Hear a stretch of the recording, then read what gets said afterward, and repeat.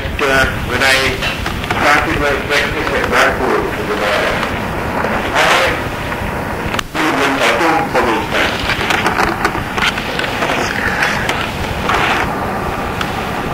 Speaking on a subject as vast as this and hoping to do justice to it in the space of, let us say, half an hour or 45 minutes is really crying for the moon.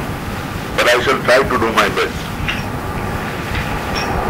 The subject naturally divides itself into 4 parts analytically, so that I can tell you what I am about to divulge say in these next 45 minutes. First part would really deal with what exactly was the state of religion and philosophy at the time of Zoroaster's birth, which gives you some idea of the background in which he spoke. The next would be what was the radical difference that Zoroaster made by his teaching. The third would then be what did the followers of Zoroaster do to that teaching. Did they follow it in letter and spirit, or did they really digress? And fourth, finally, what exactly is the practice of Zoroastrianism as we see among the Parsis of India today? These broadly are the 4 areas. There's a lot to cover and I hope to do it as best as possible. Starting with the beginning, it might interest all of you to know that Zoroaster describes himself in the Gathas, because I must give you a little background here. The Gathas are 17 chapters of a book, a holy book, called the Yajashni Ba Nirang, which consists of 72 chapters. It's a compilation down the ages in Avesta. Again, one must explain what is Avesta. Now, Avesta is an exact sister of Rigvedic Sanskrit. It will interest you to know. And it is thanks to Rigvedic Sanskrit today that we are able to know, thousands of years after, what exactly our prophet said. I think we are in today a much better position, paradoxically, to know what exactly he said than, say, any of our forefathers for the last 3,000 years. It's a remarkable thing. The Rigveda, as you know, is a compilation of some 1,000 odd hymns. It's 1,017 hymns, spread over 10 books. It's a massive and very, very interesting series of books. Perhaps, arguably, the oldest extant verses that mankind has from the beginning of time. Our peoples, that is, the people who formed Zoroaster's people, and the peoples of India really come from a common Aryan stock. The Avestan texts call it Aryanam Vaijo, which is the home of the Aryans. This home, according to Bal Gangadhar Tilak, existed in 10,000 BC, if his dating is correct, somewhere near the North Pole. The North Pole at that time, this was pre-Ice Age, being a place which was apparently readily inhabitable. It's only after the Ice Age that migrations took place and a whole lot of people came down to the steppes in Central Asia, from which further migrations took place. They went southwards into the plains of India, they went southwestwards into Persia, and they went westward, which is why the languages that we speak today in each of these regions are all derivatives of a language which scholars have reconstructed, namely the mother of Rigvedic Sanskrit, which they call Proto-Indo-European. So all of us are descended from this one particular language, and we are the Indo-European family, so to speak. Now, the Rigveda, I must give you a little background about the Rigveda, though it's not strictly necessary, but it will give you some idea of the state of religion and philosophy, as I said, at the time of Zoroaster's birth. That was, according to the Greeks, in 500 BC, 6,000 years before them. So if you have to believe them, it was anywhere, say, between 6000 and 6500 BC. Other scholars have put it as early as 500 BC, which is a theory which is now exploded, because they confused a particular person who really belonged to a different dynasty altogether as the father of somebody else. Not necessary to go into all this. But one can safely say that his existence would perhaps be anywhere before 2500 BC, anywhere before. He describes himself as a Zotar. It's a word familiar with all of you. It's a Hotar, an Agnihotri, a Vedic priest. And the revelation that he receives from one creator God, he tells us, is the first ever time that that God has chosen to reveal himself. He says so in so many words. Now, going back a little, what was the state in which Zoroaster found himself? Namely, the state of the Rigvedic religion, so to speak. Spread over the books you find, there are basically nature divinities. You have divinities fundamentally like fire, water, the sky, the thunder clouds, etc., all made into divinities. You also have the ethical divinities, so to speak, Varun and Mitra, who have to uphold the ethical or cosmic law written in the Rigveda. Varun being associated with the water ordeal and Mitra with the fire ordeal. And of course, you then have, and I might tell you, all these were called Asuras at that point of time. Now, the word Asura is today synonymous with a Rakshas to most of you. In those days, Asura meant a lord. It was an appellation. It was somebody that you looked up to. And both Varun and Mitra were called Asur Varun and Asur Mitra. You have, of course, the remarkably colorful personality of Indra, the king of the gods, pervading the Rigveda. You have his remarkable birth. His father was supposed to have been Tvashta, his mother Aditi. And the great thing that Indra did, for which he was never forgotten, was to reduce the demon of drought to death. He was called Vritrahan. And this he did with the help of his famous Vajra or thunderbolt. Vritra, of course, was a person who was drunk most of the time. He was drunk on a liquid called Soma. He was horribly profligate. In short, he was a person who paid very scant regard to ethics.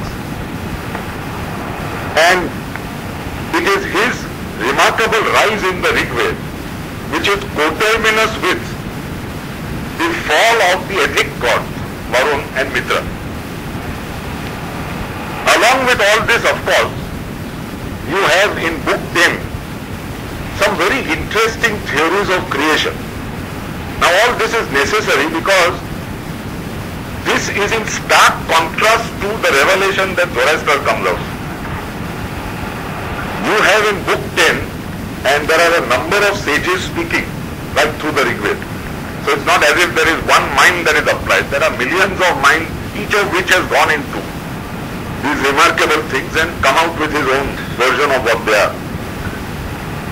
The famous Purush Shukta hymn, most of you must be familiar with, where you have cosmic man called Purush, who is sacrificed.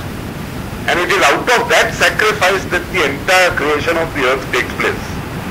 And the famous passage where, of course, the Brahmins come out of the head, the Kshatriyas from the shoulders, etc. So you have that as one theory of creation. You have as a second theory of creation, all in book 10,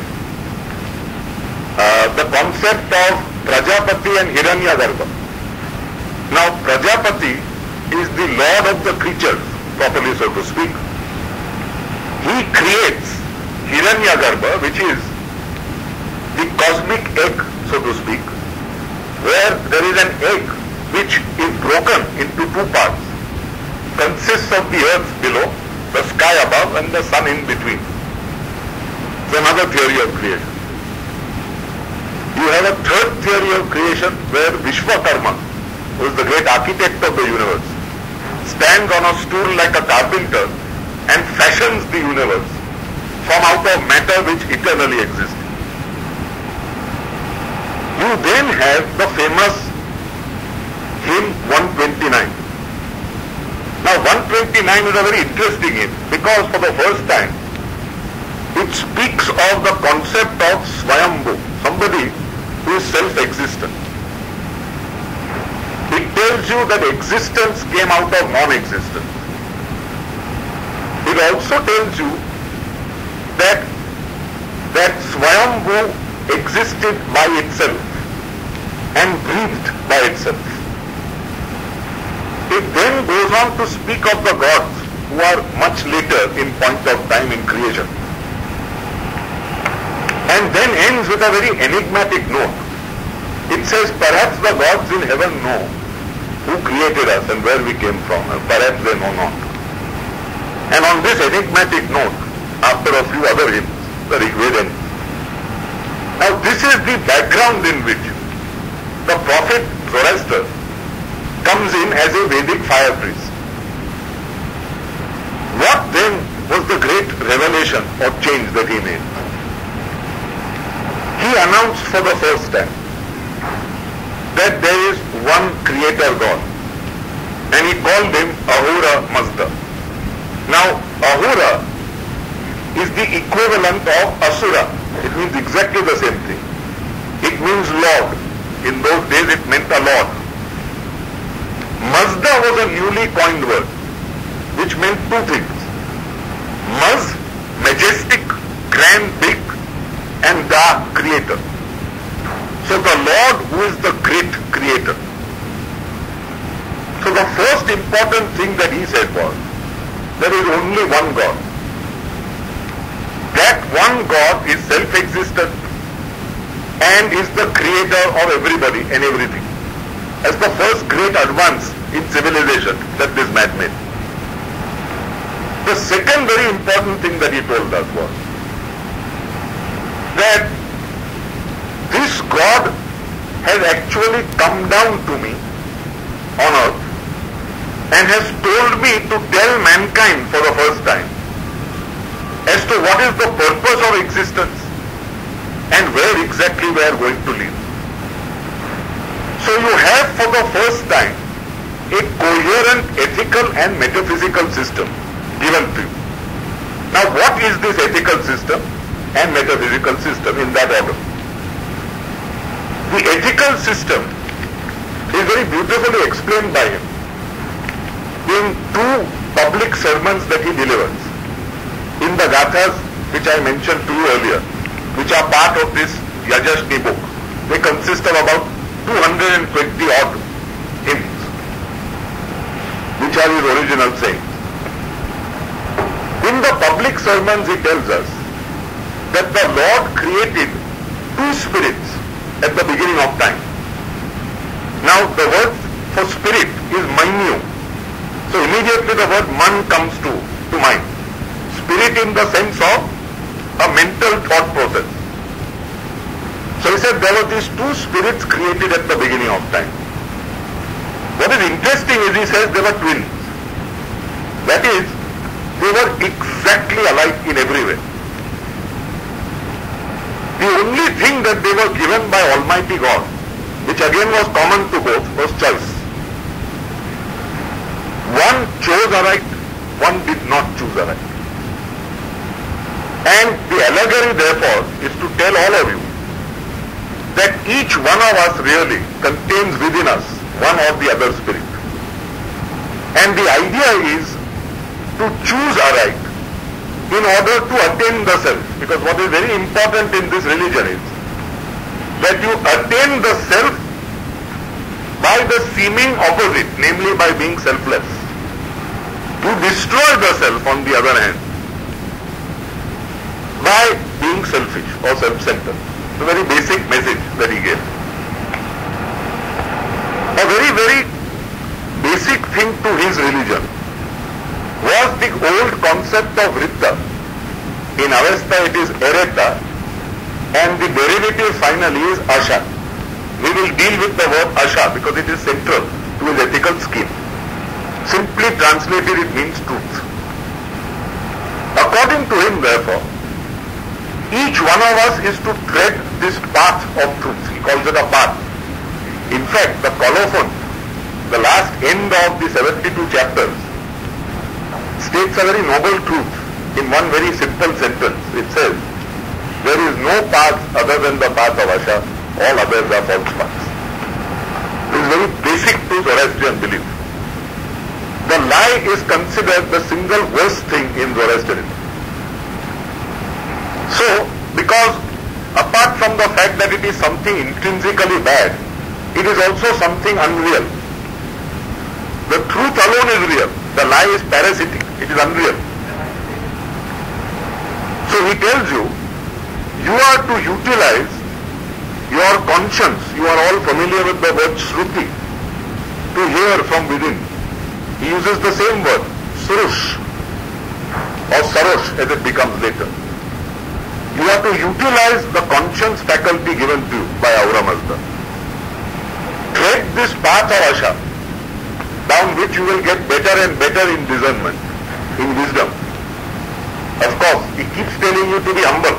Very important in his scheme of things to be humble. The word used is nemanna. And he tells you that ultimately at the end of life, you will judge yourself.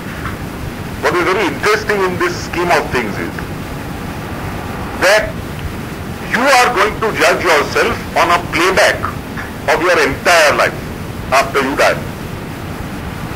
Your soul, which is called Urva in Zoroastrianism, which comes from the root Ravan, or to choose, the choice faculty given to all of us. Your Urva is nothing but the mind removed from the physical brain. It will determine its next existence, dependent solely upon what it has sown, because it must reap what it has sown. And the general idea is that heaven and hell in Zoroastrianism, described as Garo Deman and Druja Deman respectively. Garo comes from the same root Gujarati Gavanu, to sing, the abode of song, as opposed to the abode which is unreal. Druj is the lie, something unreal, because it will never exist forever. You are told that you will choose your own next existence dependent on what you have done here. And the idea of hell, so to speak, or the idea of going to an unreal existence is twofold here, and this is important. One is that as you sow, so shall you reap. You must be punished for what you have done wrong. The other is that it must make you try and reform yourself. The idea is there must be that much suffering put on you that ultimately you repent and choose aright. Because God wants none of His children to go astray. Finally, of course, you have the concept of one judgment day at the end of time, where every soul, including Hitler, Stalin, Mao and the likes, will all pass through a test of molten metal. They will ultimately have to purge themselves of whatever evil, and finally there is a resurrection of all human beings back here on earth. Now this is the metaphysical concept that he gives you for the first time. What is very interesting is, this religion really forms the bridge between Aryan Hinduism and the Semitic faiths. Because ours and our prophet were steeped in the Aryan law. He was an Aryan, like the rest of us.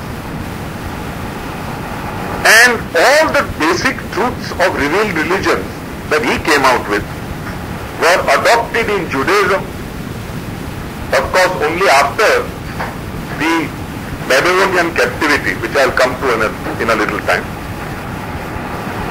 Then through Judaism, through Christianity, and then into Islam, the three great world religions that we have today, which one could refer to perhaps as the revealed religions, because each one of them says there is a revelation from God on high to one prophet, and he tells us what is otherwise hidden from us. Now, the whole idea of this entire exercise, so to speak, of creation, leading up ultimately to the resurrection, is that the Lord has created us creatures of will. The Lord did not wish to create us as puppets. Now, we are wills with small means of knowledge. We are nowhere near being omniscient, because if we were to know, we would necessarily choose aright. Evil and ignorance go hand in hand in Zoroastrianism. Hence the importance of telling us now where we are going to go, so that we choose aright. We are told explicitly that death of every mortal here is necessary. Why is it necessary? It is necessary because in the world as it exists today, peaceful coexistence is not possible. The entire goal of life, according to Zoroaster, was that each one of us mature and ultimately choose aright for ourselves without being trampled upon by anybody. Each one of us must see the light for ourselves. It is only then that ultimately we are fit for peaceful coexistence. And it is only when that takes place, which is after Judgment Day, in the resurrection, that finally we can all have death removed. So the two concepts here are what he calls Urvatat and Ameritat. Urva, I have already told you, means your own soul, the faculty which thinks. Who, simply speaking, is good. That is a soul which has chosen correctly, has become good, is able to peacefully coexist. Tat is existence. And Ameritat explains itself. Death will be removed. This, in short, I hope I have done justice to this scheme within the space of 5 or 10 minutes, is the metaphysical scheme that he gives us in the Vata. The ethical scheme is better explained if I am able to perhaps translate for you our two most basic prayers. They are like the Lord's Prayer, like the Gayatri Mantra. I'll first say them and then translate them for you. The Ashambhavu prayer, or the most basic prayer, deals with Asha, or truth. I'll say it first in Sanskrit and then in Avestan, so that you get an idea of how exactly alike the two languages are. Sanskrit goes like this. Ashambhavu vasishyam asti ushta asti ustasmyai syadasai vasisthai asham. The Avestan goes Ashambhavu vahishyam asti ushta asti same Ushtammai yadashai vahisthai asham. Now what does this mean? Simply translated, it means truth is good, Asha is good, Ashambhavu. Vahishyam asti, it is best, it's the highest, Vahishyam. Ushta asti, this is the link with happiness. It is happiness. It's a very, very important step forward. Where does truth lead you? Truth alone leads you to happiness. Ushtammai, happiness comes to him. Yad ashai, who for the sake of this particular truth does the highest truth, Vahisthai asham. So in short, the link is between living in accordance with truth, which alone will lead to happiness. You do truth, or rather you live by the path of truth, because it is intrinsically good in itself, for no other reason. This is the first basic prayer. second basic prayer is the Yatha-Vairya or the Ajna-Vairya prayer. In Zoroastrianism, really, this is the most cardinal, fundamental prayer. This naturally divides itself into three parts, and I might ask for your attention. It's a little complex. The first part, and let me say the prayer first and then attempt to translate it for you. Yatha ahu vairyo atha ratus asadachit hacha. The first part. Vangehush dasda manangao shauthanana, which is a key word. Angeush marta hai, second part. Kshatrem cha ahurai ayin trigubyo dadat vastayam, the last part. Now, the first part is an interplay between two words, an ahu and a ratu. And ahu, as we've already seen, ahura, is a lord. Here, of course, it's a temporal lord. So it says, just as a lord on earth is all-powerful, never forget, so is a person who is spiritually inclined, a ratu. And his power is because he follows the path of Asha, the path of truth. First. Second, it tells you that there are four gifts of the good mind, so to speak, which will come to you. We'll deal with those gifts. But they come to you only if you do good deeds, Shautanana, in this life, for love of Almighty God. What those gifts are, I will tell you in a minute.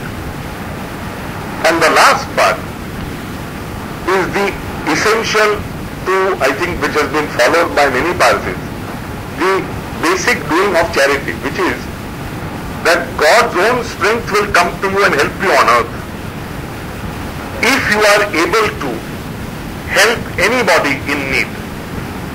The concept is a very vast one. A Drigu is a person in need. So the concept of charity.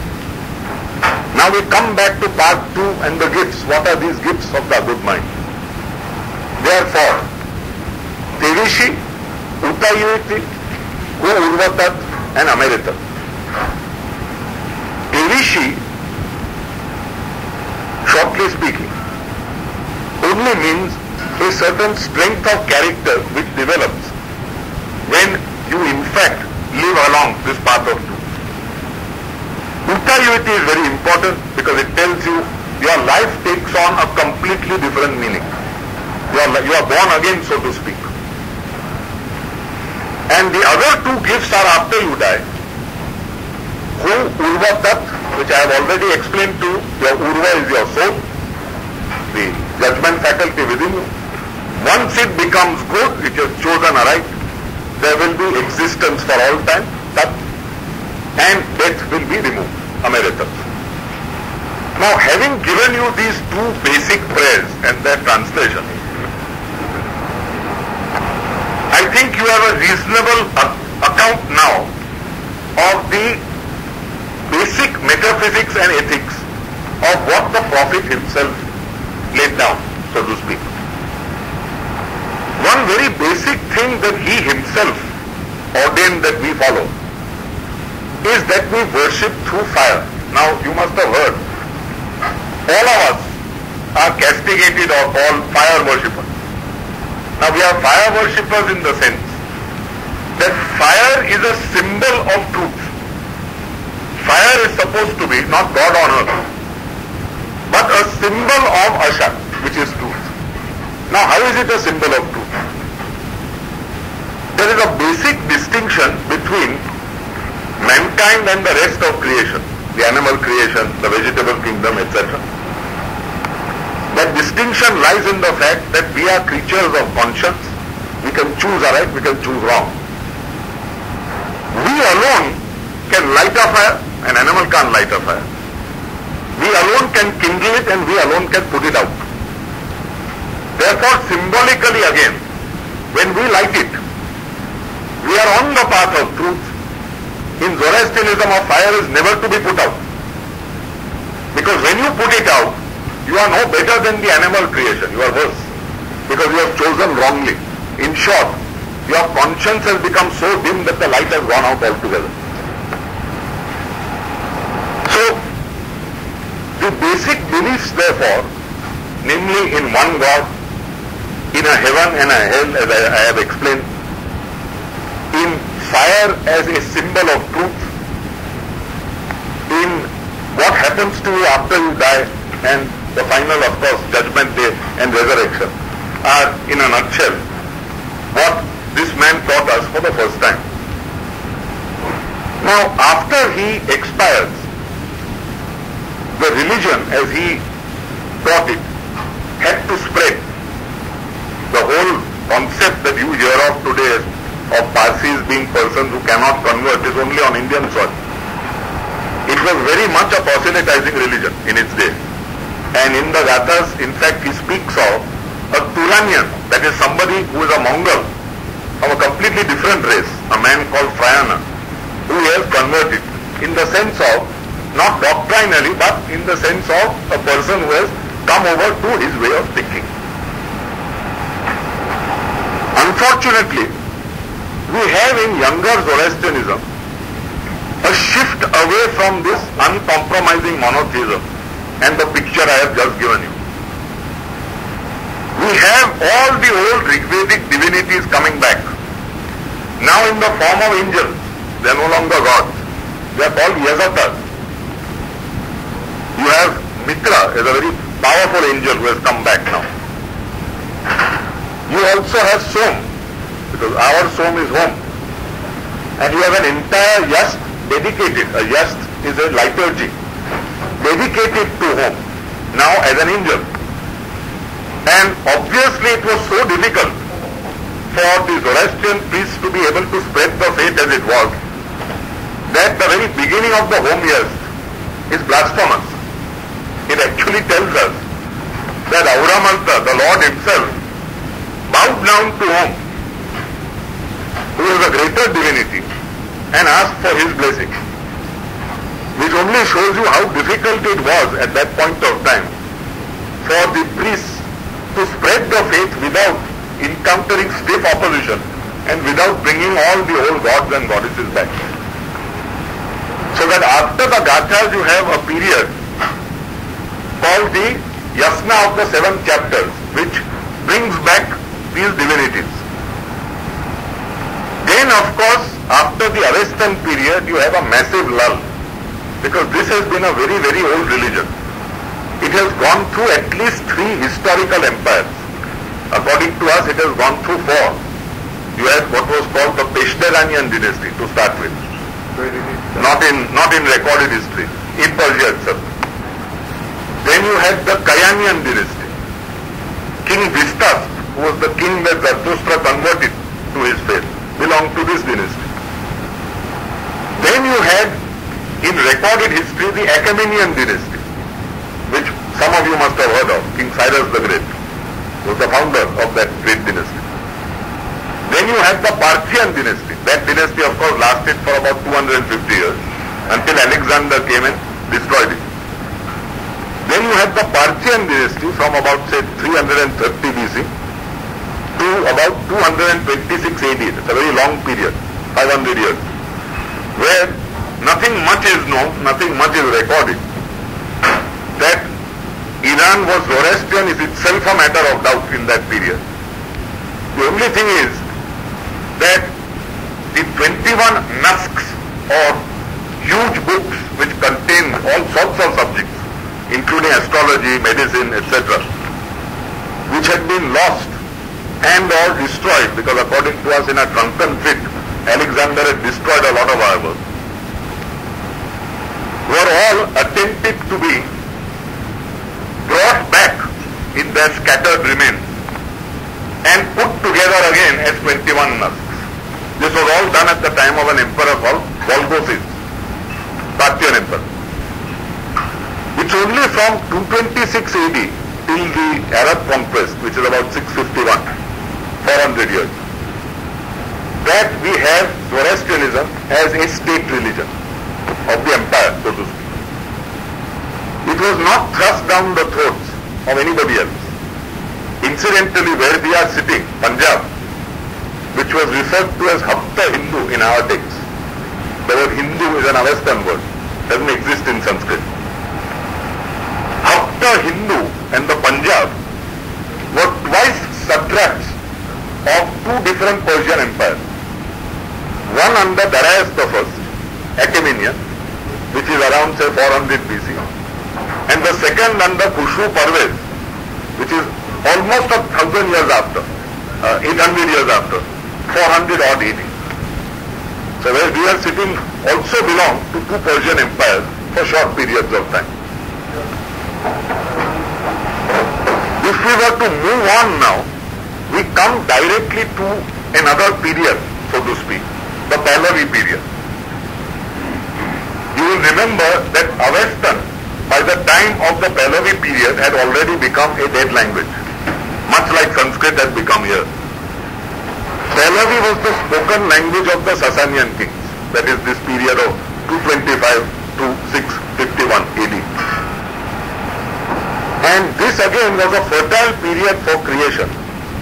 There are some very great personages who existed.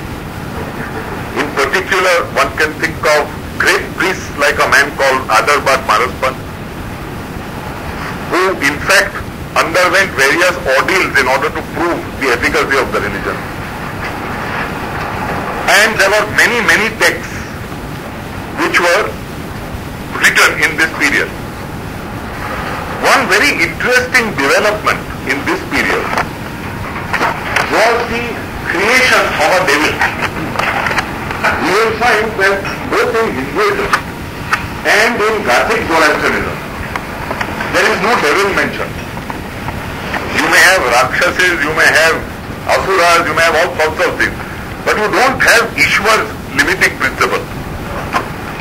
Now, that limiting principle was for the first time created in the younger Zoroastrian period.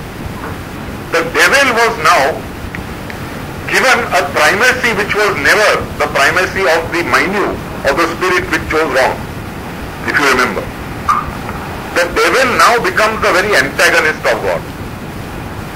And suffering and evil are sought to be explained by younger Zoroastrianism as all being the counterproductive works of a devil which existed eternally with God.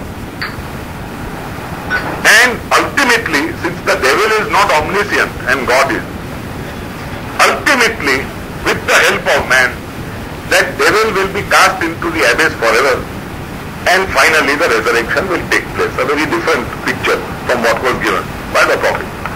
This is the one interesting development of younger Zoroastrianism, which according to me goes completely away from the prophet's teaching. Another very interesting thing that I might tell you is the effect that the religion is supposed to have had on Judaism. Now, the Jews, as most of you know, believe fundamentally in the Torah, which is the first 5 books of the Old Testament, the books given by Prophet Moses. In those books and in the various other books of the Old Testament, until you come to Daniel, which is one of the recent books, you find no mention of an afterlife. You have a place called Sheol, which is some peculiar dark area into which souls go, and nothing else is mentioned. It's only after the Babylonian captivity, sometime in 500 BC, that when King Cyrus of Persia defeated the Babylonians and set the Jews free, and in fact actively helped them to rebuild Solomon's temple. The Wailing Wall that you see today is part of that temple. It is because of this period that the Jewish priests actively imbibed the ideas of a heaven, a hell, a judgment day and a resurrection from their Zoroastrian counterparts. So much so that you had 2 major sects of Jews by the time Jesus Christ came on the scene. One were called the Pharisees or the Parsis, those who took after the Parsis, and the others were called the Sadducees, who were persons who did not believe in a resurrection. Christ himself, interestingly enough, is predicted in our text. There is an ancient text called the Farvandin Yash, which is at least 1,000 years before he was born. It's an Avestan text. And it says that three persons, three great saviors in the course of time will be born, each of them from a virgin, specifically. And Christ is certainly one of them. The Buddha perhaps is the other. The third is of course yet to come. He is supposed to arrive 57 years before the actual countdown to Judgment Day and the resurrection. Equally interesting for you is the fact that the three wise men spoken of in the Synoptic Gospel were three Zoroastrian priests. They were described as the Magi. Magus is a Zoroastrian priest. These three gentlemen, who obviously were steeped in astrology, followed a particular star all the way to Bethlehem, where they found this little child, blessed him, and said that he was one of those young saviors who was born of a virgin, who would in fact be one of the great renovators of this world. Of course, through Christianity, we have about 600 years later, a virtual rehash of the teachings of the Jews in the Old Testament and Christ in the Quran. And interestingly enough, in the early surahs of the Quran, the Muslims faced Jerusalem, which was a Jewish practice, and prayed 3 times a day. It's only after the Hijr, that is the flight from Mecca to Medina and then back to Mecca, that Mecca became the place that they had to face, and they had to pray 5 times a day, which is Zoroastrian. Because we are enjoined to pray 5 times a day. Having given you this little background and this influence on the other faiths, let us now try and arrive to the fourth part of my speech.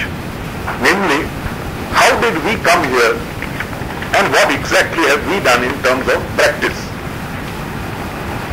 Now, there is a text called the Kisse-e-Sanjan, or the story of Sanjan, a place where we landed in Gujarat. This of course was in 1600 AD, so it was long after we actually landed. The date of our landing was supposed to have been somewhere in the 770s AD.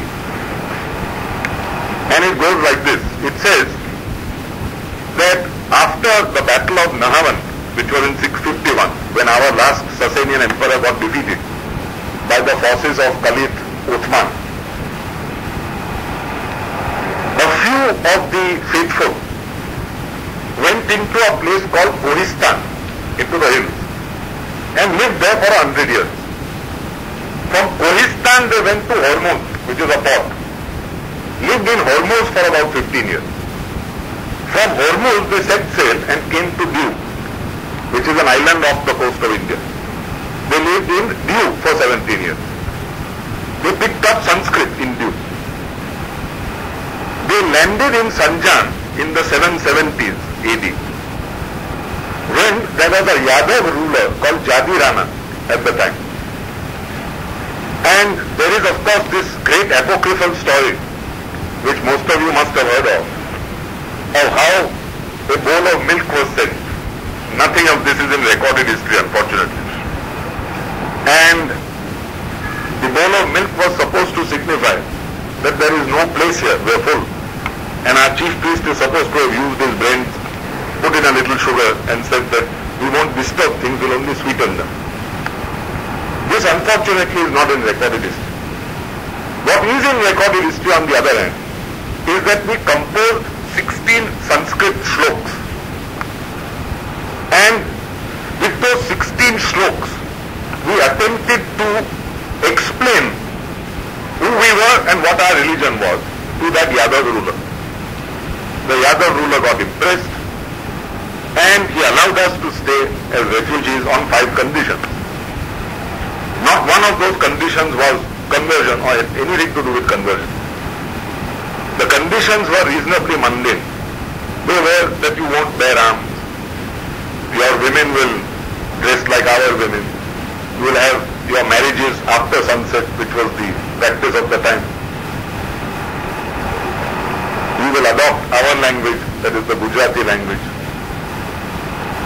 And we have faithfully stuck to those conditions for about a long period, right up till the Emperor Akbar. So you can calculate from 770 odd, right till 1570. We were quiet agriculturists doing our thing by ourselves. We had one, of course, very difficult period when we sided with the local Hindu Raja against a particular Muslim Sultan, got almost annihilated, and had to run up to a small place called Barot, which is off Bombay. It's about 3 hours from Bombay. I have been there incidentally. And there are 6 caves which I view now, which are all still there, where my ancestors lived in great difficulty. The little Qibla on which our great fire, the Atash Bairam fire, which is still burning in Udwada, is also there. It was kept and preserved there. And this may be a good time to tell you what exactly an Atash Bairam fire is. See, among us we have 3 grades of fire. The Dadga fire, or the home fire, is something which every pious Zoroastrian is supposed to have burning in his home for 24 hours. The Adarian fire is a fire that is consecrated and is a stage higher. The Atash Bairam fire is a fire which is consecrated from 16 different fires. You in fact begin with the fire of a corpse, which is supposed to be the least pure of all fire. You are not even supposed to look at it. It's supposed to be so impure that you only pick it up, pray 120 yajasnis over it, so that it comes up to scratch for the next grade. Then you have the next grade, which is a blacksmith, and so on. The various professions are indicated, until you come to fire number 15, which is the fire of a pious Zoroastrian householder. And fire 16 is very interesting. You cannot consecrate it until you have lightning fire. So fire number 16, you have to wait for lightning to hit some tree somewhere. You have to get that fire, and only then is the Atash Bairam consecrated. So it is this Atash Bairam fire which we made, which is called the Iransha, in memory of our former homeland, which we are supposed to have consecrated after landing here, that has been with us throughout our struggle.